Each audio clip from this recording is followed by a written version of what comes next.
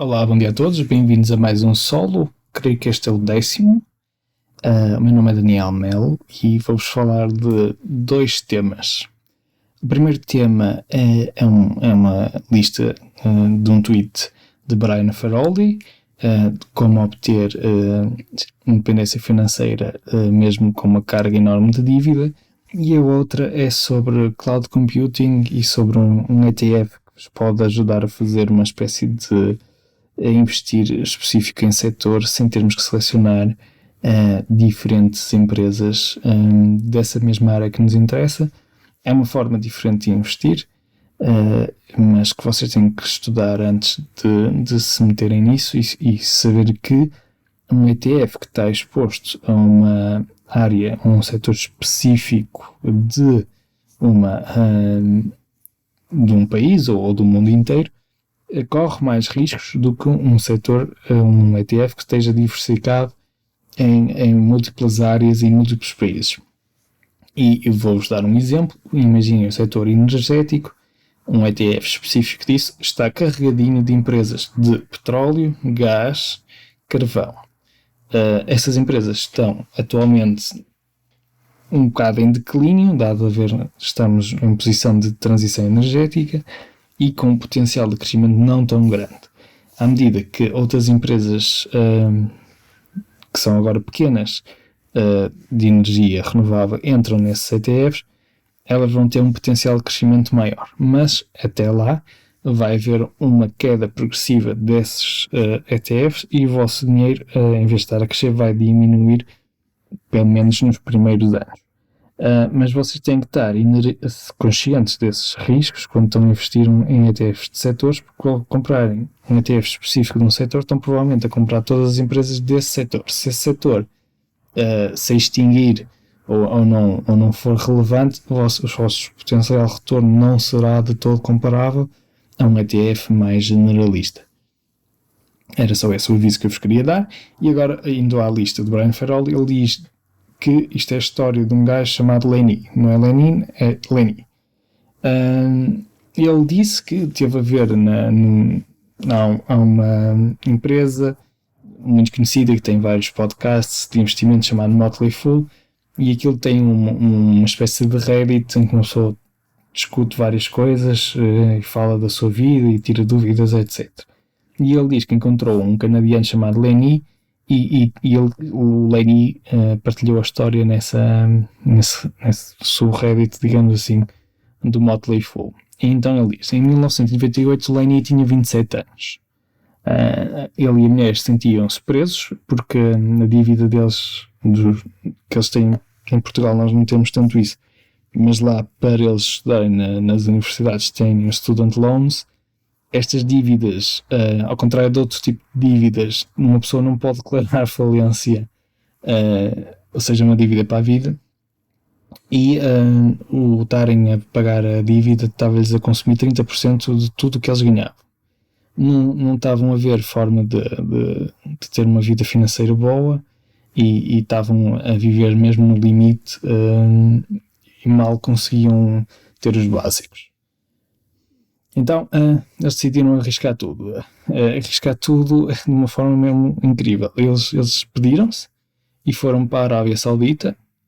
Atenção, isto é mesmo tipo arriscar ao máximo. Mas lá não tinham nem impostos, não tinham rendas e não pagavam nada, porque tudo isto era pago pela empresa onde eles estavam. Claro que eles estavam num setor de certeza em que lhes permitia ir para outros países, ter altos rendimentos. Seria certamente um setor bem diferenciado. Se uma pessoa não estiver nessa área, fica muito mais limitada e claramente nem todos podemos fazer isto, mas ainda assim ele continuou com isto e cortaram as despesas ao máximo e o único objetivo deles era reduzir a dívida. Então tentaram pagar a dívida ao máximo e eles dizem que num ano conseguiram pagar as dívidas. Depois disso, todo o resto do dinheiro era poupar e investir. Foi aqui que Lenny se interessou pelo mercado e era dezembro de 1999. Para quem não sabe, no ano a seguir deu-se o crash da dot-com. Lenny não sabia nada de investir, então comprou todas as stocks hype na altura, tipo Animal ou Pets.com, em que eram empresas basicamente lixo, mas estavam super valorizadas e que, além disso, ele decidiu usar margem para ter mais ganhos. E então, rapidamente, em 3 meses, ele ganhou $50,000 e sentiu-se um gênio. Claro que isto é um efeito chamado Dunning-Kruger Effect, que já falamos aqui várias vezes, em que uma pessoa começa a aprende assim os básicos e acha-se incrível, mas à medida que nós vamos ganhando mais experiência, percebemos que na realidade não somos assim tão incríveis. E o que é que aconteceu? O mercado cai, ele estava a usar a margem, como estava a usar a margem, ficou sem nada e perdeu 96% de tudo o que tinha. Então, ficou muito afetado com isto, com o mercado, e então usou o dinheiro extra apenas para comprar uma casa e iniciar um negócio online. Voltaram para o Canadá, não tinham dívidas e já tinham a casa. Não estavam ricos, mas estavam financeiramente bem. O novo plano era trabalhar durante 30 anos, pagar a casa, salvar para a universidade, para os seus 2 filhos e receber a reforma aos 65 anos. Era longo, era aborrecido, mas era navegável ao menos, melhor do que estavam antes. Em 2004, o Lenny deixou de ter medo das ações outra vez e então subscreveu um serviço de ações. Com isto, conseguiram contribuir durante 2 semanas para a espécie de poupança-reforma que eles têm no Canadá e investir cerca de $5,000 por ano. E ele decidiu comprar cerca de 80 ações, evitar a margem ao máximo, preservar as ações que ele estava a ganhar e vender raramente. Basicamente ele estava a funcionar como um mini ETF. Durante 14 anos ele fez isto e aos 48 anos conseguiu-se reformar. É incrível porque ele no início desta história estava tapado de dívida ao máximo e depois foi para a Arábia Saudita e conseguiu estourar o dinheiro todo que poupou. Então, quais são as 5 lições que nós podemos tirar de Lenny? Segundo o Brian Feroldi, ser frugais, ou seja, tentar não viver um estilo de vida em que nós gastemos quase tudo o que nós ganhamos ou gastar mais do que nós ganhamos, ou seja, viver abaixo daquilo que nós gastamos.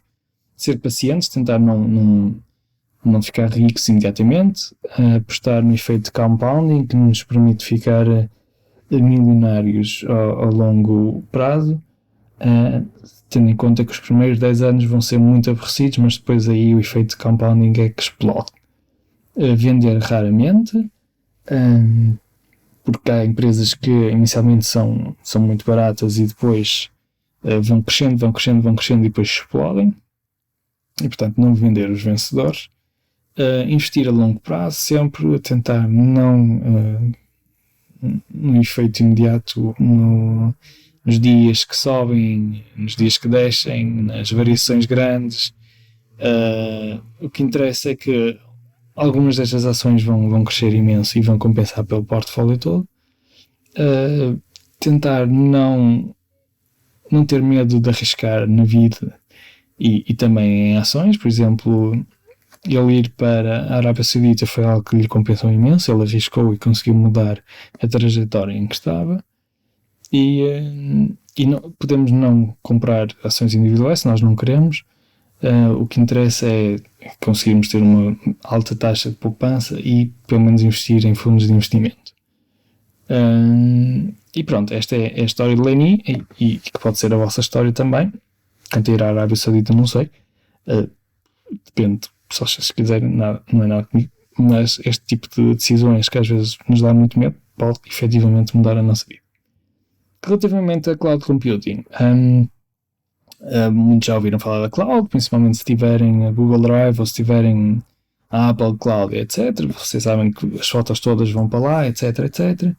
E isso é uma parte da cloud computing que permite termos tudo armazenado na cloud e entrarmos em qualquer PC e termos tudo guardado nosso sem problema nenhum. Parece quase como se todos os PCs fossem iguais e temos os nossos ambientes de trabalho, etc, etc. E realmente é um componente forte da cloud computing, mas há muito mais para além disso. Há muito desta infraestrutura de cloud computing que serve para umas empresas como a Netflix ou isso terem toda a capacidade de processamento nesses servidores, por exemplo, nos servidores da Amazon, e permite que os custos sejam muito inferiores a terem eles próprios os seus próprios servidores, etc, etc. Permite também que essas empresas que oferecem serviços de cloud computing ofereçam serviços específicos para diferentes empresas construírem os seus produtos lá. Inclusive esses serviços mais específicos, como computadores quânticos, recentemente, em que são uma forma de computação diferente da computação tradicional, em que permite fazer contas que antes não eram consideradas possíveis, mas agora são, e também inteligência artificial, modelos de inteligência artificial aplicados automaticamente a bases de dados que as pessoas possam ter lá e que isso possa reduzir imenso os custos e oferecer outros modelos de negócio que normalmente não têm. E diferentes empresas estão a criar diferentes serviços de cloud computing e que podem ser extremamente interessantes, principalmente como uma área que está a crescer imenso. E vocês podem se informar dos diferentes tipos de áreas a investir. Uma forma indireta de investir em cloud computing é investir nas empresas que fornecem os processadores para isso. Outras é investir diretamente nas empresas que têm grandes exposição a cloud computing, como Microsoft, a Amazon, a Nvidia, a Google, etc. A Google, que agora tem o nome da Alphabet. E é algo que se prevê que vai crescer imenso e que diferentes serviços vão estar integrados nestas plataformas e o impacto global disto é que cresça 18% este ano e chega aos 304 bilhões só este ano. E a projeção é que continua a crescer ano a ano. E portanto é uma área que está em crescimento, vai ter empresas growth e que interessa muito ter no nosso portfólio. Se vocês acreditarem muito e souberem desta área e estiverem principalmente na área de informática, sabem que é uma área importante, mas não quiserem arriscar investir nas diferentes empresas ou especificamente na Amazon ou especificamente na Alphabet e quiserem ter algo mais diversificado, então há vários ETFs que permitem isso. Há um artigo que nos diz alguns ETFs interessantes nesta área. Vou-vos falar primeiro de um que está disponível na DGIR, mas isto não é recomendação de investimento, é só para vocês verem que existe esta opção, que é o Wisdom Tree Cloud Computing ETF, WCLD, e ele segue uma espécie de index que é o BVP Nasdaq Emerging Cloud Index e que tem 37 empresas, das quais a Wix.com, a Box Inc. e a Everbridge Inc. Que são empresas interessantes na área. Depois existem outros ETFs que não estão disponíveis em todas as plataformas, como o First Trust Cloud Computing ETF, que tem também a Oracle, a Amazon e a Microsoft, é assim mais geral, e a Global X Cloud Computing ETF, que é mais para softwares as a service e plataformas como serviço. É algo mais diferente, como a Shopify ou a Zscaler. Quem não sabe, a Shopify é tipo... Imaginem vocês querem criar uma loja online. A Shopify permite-vos criar essa loja online de uma forma muito fácil e permite ela gerir a parte de pagamentos e encomendas de uma forma também muito acessível. É uma empresa muito interessante que cresceu bastante ultimamente. Relativamente a este fundo da Wisdom Tree, pronto, eles realmente seguem aquele index, têm uma taxa de custo de 0,4% ao ano E a maior exposição deles é na Box Inc., também tem Dropbox e tem a Adobe. A Adobe tem também um componente muito interessante, porque uma pessoa não pensa na Adobe como cloud computing, mas eles têm uma possibilidade de termos grande parte das aplicações que eles têm na cloud. E isso acaba por ser muito relevante, principalmente para artistas isso, e no setor de multimédia. A exposição principal deles é nos Estados Unidos, 92%, e o segundo país é Israel, curiosamente. Obviamente que a maior parte destas empresas não pagam dividendos, portanto também não têm distribuições. É isto que eu queria falar hoje. É interessante esta situação dos ETFs mais específicos por setor. Se quiserem, posso-vos falar de outros ETFs e de outros setores e de empresas específicas. Mais à frente posso-vos falar disso, se for do vosso interesse. E também é do meu interesse conhecer algumas empresas muito que fazem coisas interessantes. Basicamente, isso é algo que me motiva muito. Obrigado e pronto, e até para a semana.